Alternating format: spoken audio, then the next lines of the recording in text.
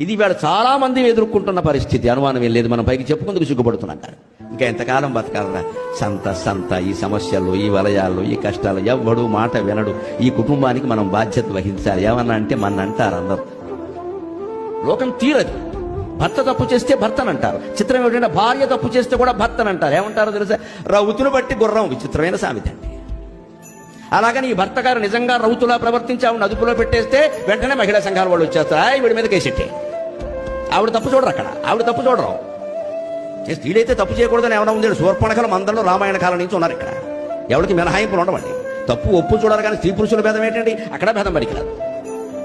గయ్యాడైన మనుషులు చాలా మంది ఉన్నారు. మా సాత్వికులు అయిన వాళ్ళు చచ్చిపోతున్నారు పడలేక.